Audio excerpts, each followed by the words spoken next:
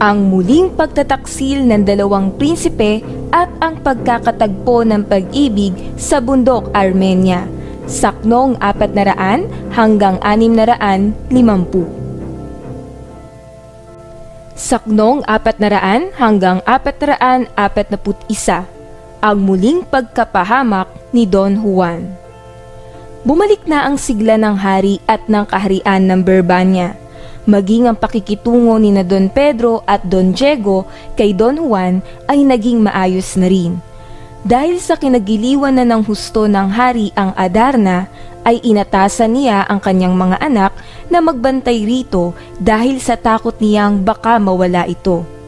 Tigta 3 oras sa gabi ang bantay ng magkakapatid sa Adarna. Nakaisip muli ng masamang plano si Don Pedro. Kaagad niyang pinagbantay si Don Juan kahit hindi pa niya oras. Dala ng pagod niya sa nagdaang gabi ng pagbabantay, ay nahimbing siya sa pagkakatulog. Habang tulog ang bunsong kapatid, ay dito na pinawalan ng dalawa sa hawla ang Adarna. Pagkagising ni Don Juan ay pinayuhan siya ng kanyang mga kapatid na kaagad nang maglakbay bago pa sumapit ang umaga at hanapin mag-isa ang Adarna. Kinaumagahan, nang malaman ng hari na wala ang Adarna at si Don Juan, ay pinahanap niya ang mga ito kina Don Pedro at Don Diego. Kaagad kumilos ang dalawa upang hanapin ang kapatid. Sinubukang suyurin ang lahat ng bundok na kanilang madaraanan. Nagbabaka sakaling matagpuan nila ang kapatid. Hanggang sa narating ng dalawa ang bundok ng Armenia. At dito na nga nila natagpuan ang kapatid na si Don Juan. Saknong 441 hanggang 476, sa bundok Armenia. Isang magandang bundok ang napuntahan ni Don Juan. Ito'y payapang lugar at sagana sa kalikasan.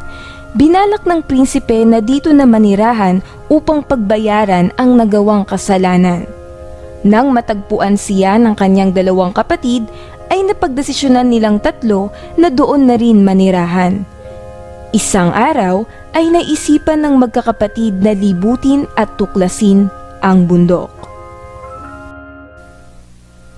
Saknong 477 hanggang 506, ang mahiwagang balon. Sa pag-iikot ng magkakapatid sa bundok ng Armenia ay may nakita silang balon at ninais nilang matuklasan ang hiwaga sa ilalim nito. Naunang sumubok sa pagbaba si Don Pedro, subalit hindi niya kinaya ang lalim at dilim nito. Pangalawang sumubok si Don Diego, katulad din ng nauna ay sumuko rin ito at umahon sa ibabaw ng balon. Huling sumubok si Don Juan, natakot man pero pinilit niyang lakasan ang kanyang loob upang maabot ang ilalim ng balon. Saknong 507 hanggang 566, ang unang pagtibok ng puso ni Don Juan. Laking gulat at mangha ni Don Juan sa napakagandang lugar na tumambad sa kanya. Ito'y puno ng halaman at mga bulaklak. Nagpadagdag pa sa kanyang pagkamangha ay nang masilayan niya ang napakagandang si Prinsesa Juana. Matagal nang bihag ng isang higante ang prinsesa, kung kaya't humingi siya ng saklolo kay Don Juan. Hindi nagdalawang isip tumulong si Don Juan dahil sa pag-ibig na naramdaman sa dalaga. Hinamon niya ang higante sa isang labanan at pinalad si Don Juan na manalo. Labis ang ligaya ng prinsesa nang sa wakas ay nakalaya na siya sa higante. Subalit, hindi pa lubos ang ligayang ito sapagkat ang kanyang bunsong kapatid na si Prinsesa Leonora ay bihag pa ng isang serpiente. Matatagpuan ang prinsesa sa palasyo na may malaking hagdanang ginto. Kaagad-agad ay tinungo naman ito ni Don Juan. Nang masilayan niya sa malayo ang prinsesa, tila siya'y nananaginip at nabighani sa angking ganda nito. Saknong 567 hanggang 650, si Doña Leonora at ang Serpiente.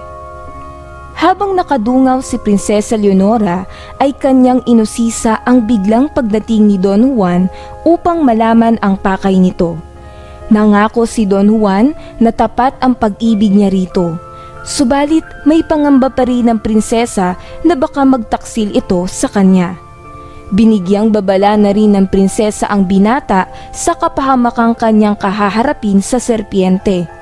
Naantala ang pag-uusap ng dalawa nang biglang makaramdam ng pagyanig ng lupa na siyang pagsulpot ng serpiente. Matapang na hinarap ni Don Juan ang serpienteng may 7 ulo. Sinubukan niyang tagpasin ang mga ulo nito, subalit muling tumutubo. Napagod si Don Juan kaya't sandali siyang nanalangin at muli ay nanumbalik ang kanyang lakas. Naghagis ang prinsesa ng balsamo upang malagyan ni Don Juan ang ulong mapipigtas nito at tuluyang hindi na tumubo pa. At nang matalo nga ni Don Juan ang kalaban, ay dali-dali nilang nilisan ng prinsesa ang ilalim ng balon.